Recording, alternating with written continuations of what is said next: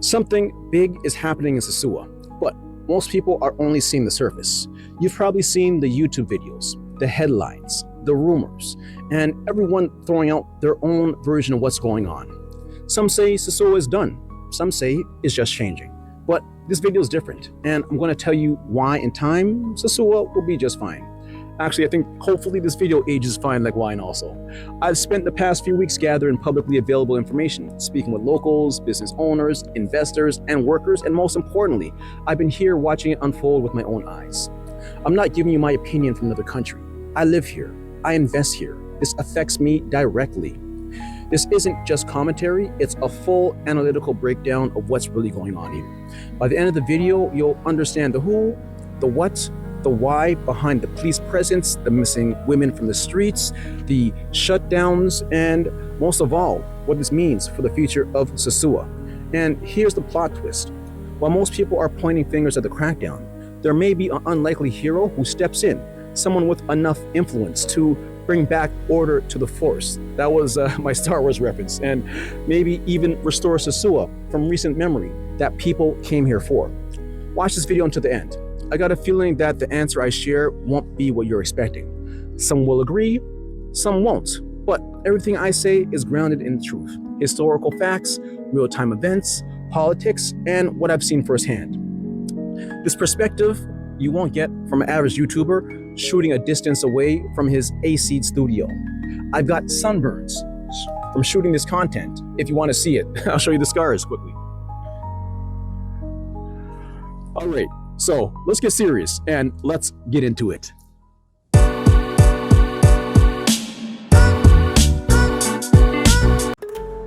In July 2025, Sosúa became ground zero for one of the most intense federal enforcement operations in the Dominican Republic's modern history.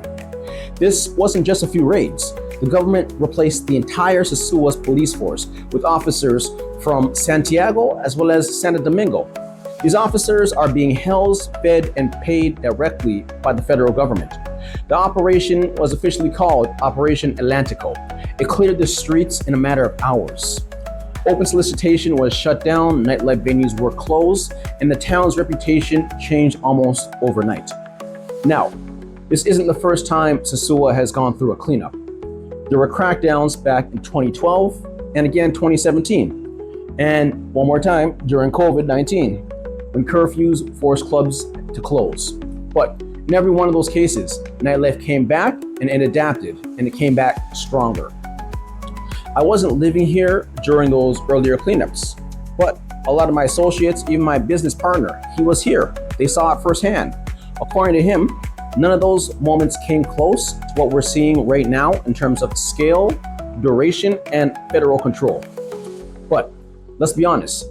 History tells us that it moves around in circles. Nightlife in Sosúa doesn't die, it shifts. It goes private, it moves indoors, it lays low, then it resurfaces. So the big question is, what makes this time different?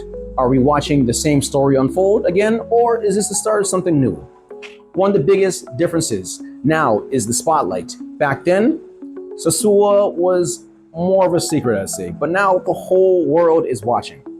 For years, YouTubers, TikTokers, travel vloggers have been posting unfiltered footage of nightlife here. They captured everything. The women walking the streets, the tourists flashing cash, deals being made in public, and it all uploaded online. That kind of global exposure forced the government's hand to act. You can't have a town trending for street prostitution on YouTube and expect the Marriott, the Hard Rock, or families looking for a Caribbean vacation to come here. The government didn't just want to change Sosúa's image, they had to. And they're not just cracking down. For the first time, they're pairing enforcement with real investment. The Ministry of Tourism has committed money to modernizing Sosúa Beach, expanding Highway 5, installing smart lighting, and building walkways and creating proper drainage. These aren't cosmetic upgrades. They're the foundation of a rebrand, an attempt to transition Sosúa from a red light destination to a family-friendly investor beach town. Actually, the other day I was on Pedro Cocente and I seen government officials cleaning potholes that have been there for at least 10 years. And when we talk about rebranding, it's not just the government showing up. It's major global brands are now making the move. The Marriott International has committed 3 separate developments in the Sosúa area. The Ocean Club, which is a 5-star resort under the Marriott's luxury collection.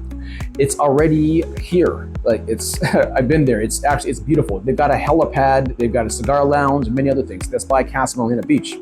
So we're talking full service, Michelin chefs. And they even charge, I believe it's around $330 a night.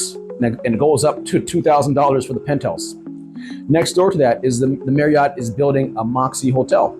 It's the youth-facing, remote, worker-friendly brand. It's designed for digital nomads and younger couples with rooftop bars, co-working lounges, and curated social spaces. And there's also the M Suites. It's a residential building, and it's a hybrid where investors can own condo suites while the Marriott handles the rental management. It's perfect for travelers who want a part-time home and passive income at the same time. These 3 projects aren't random. This is a full spectrum commitment, luxury, lifestyle, investment all in one place. Yes, this is the new Sosúa. And they're not alone. The new Hard Rock is under construction. So there's Bailey's.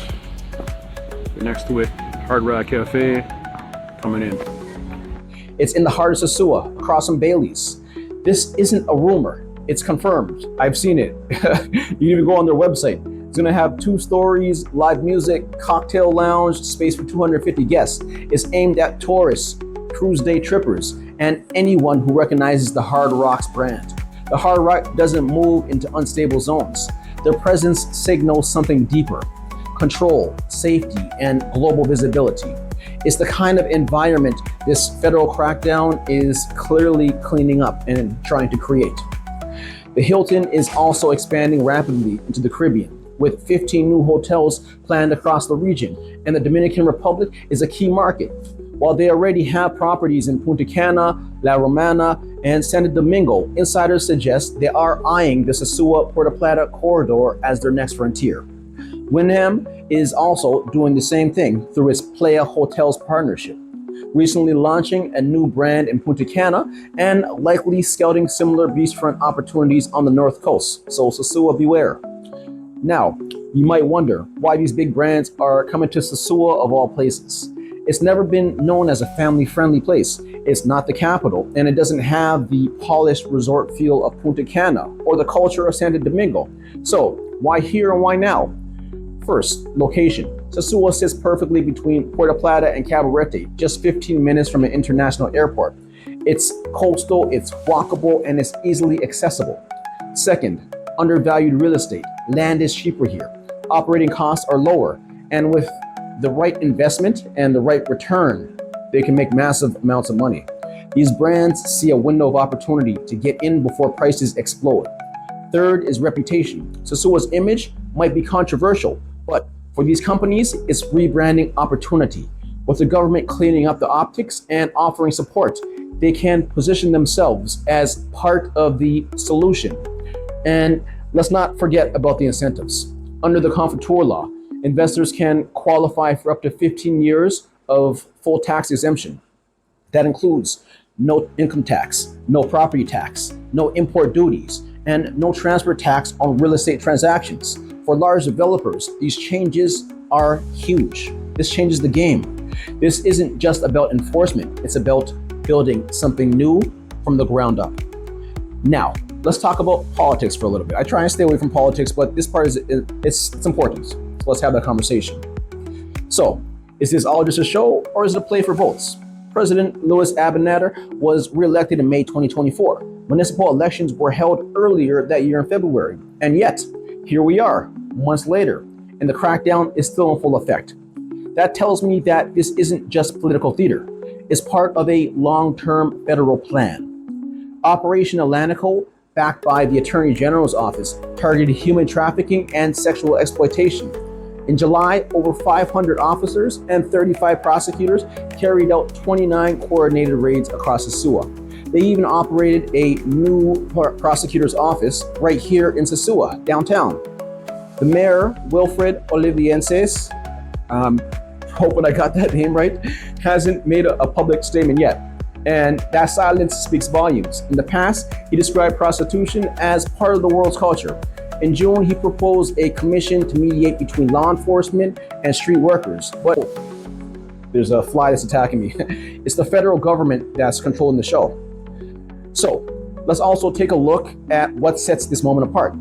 This isn't the usual dance. It's fast, it's severe, it's deeply disruptive.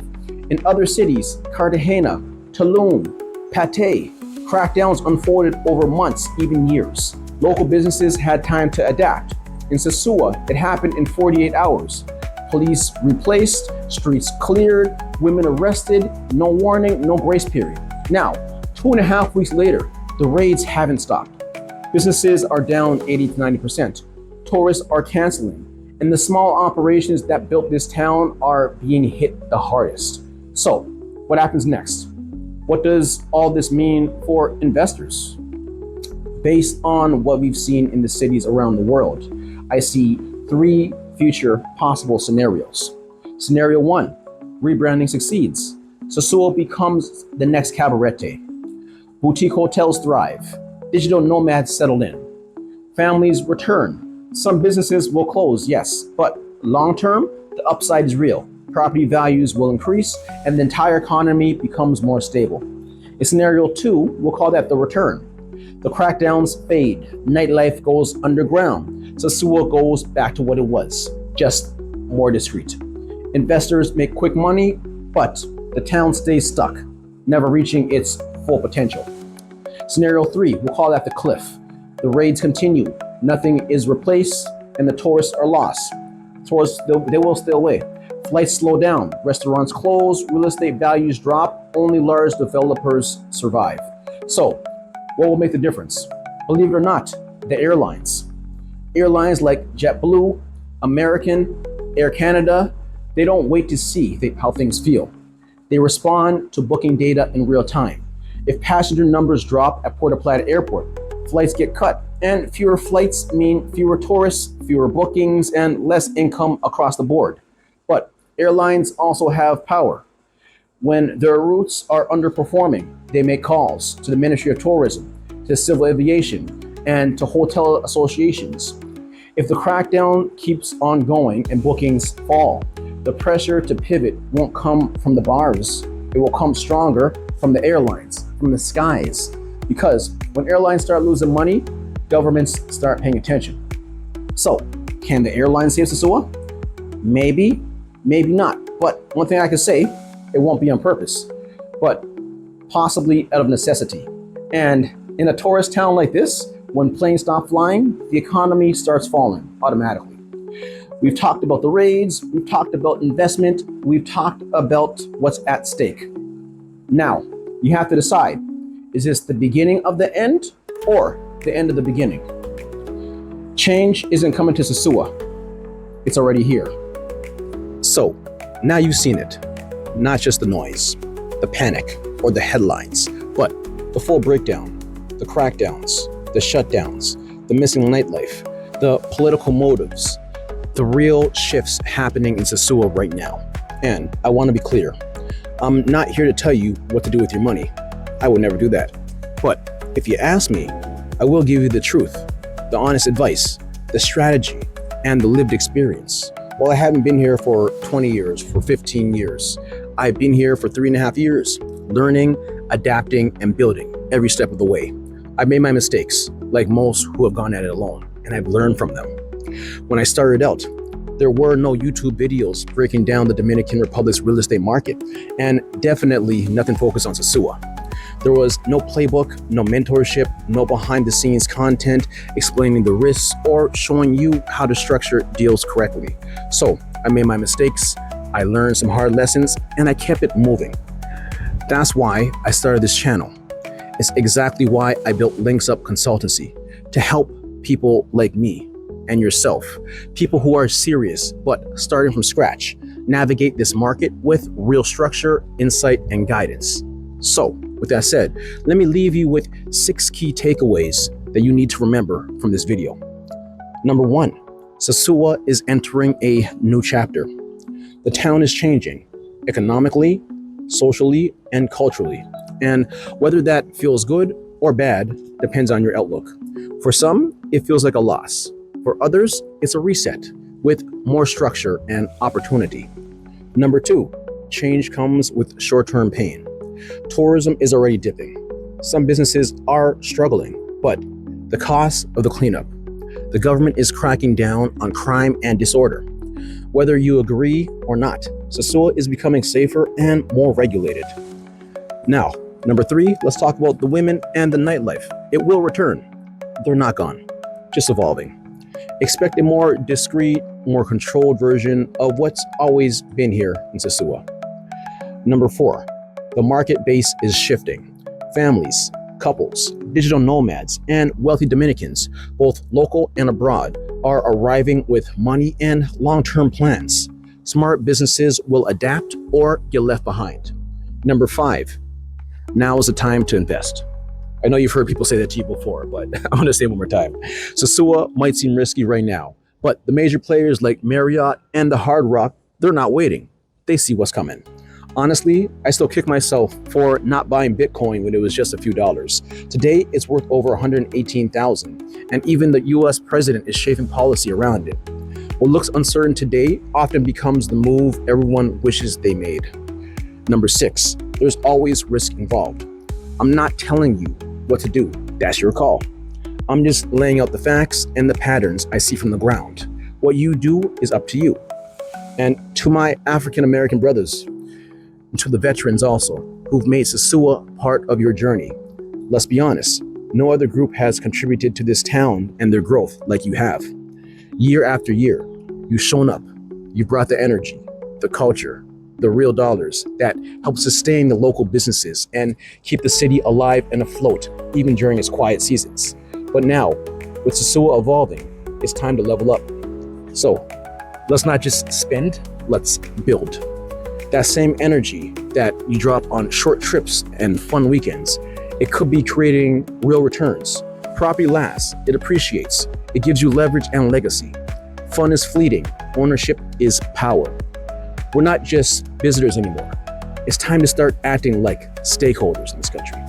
This country is still one of the best kept secrets within a 4-hour flight, offering freedom, opportunity, and alignment with who we are culturally, religiously, and socially.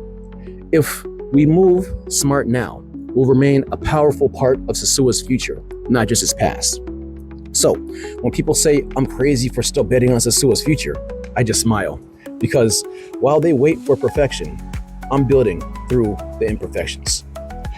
And when I'm still here 5 years from now, they'll say it should have been 10 years or 15 years. There's no pleasing some people, but there's never a perfect time to start. You just gotta start and start smart with the right guidance. If you're thinking about buying, building, or relocating and want to avoid the mistakes I made early on, if you watch my previous videos, you'll find out what sort of money I lost and what sort of mistakes I got myself into. I'll share with you what I learned. I offer structure and I connect you with some of my network that I use every day to make my real moves on the ground here. So if you're interested, hit the link in the bio or drop a comment if you need help. I'm here. Drop some questions in the comment section. I'll do my best to help also. If this video gave you any value on perspective, clarity, or even something to debate, like, subscribe, and drop a comment. I read every single one. And remember, a life in paradise is possible, but only if you're willing to take the first step. Thank you very much, and I will see you in the next one.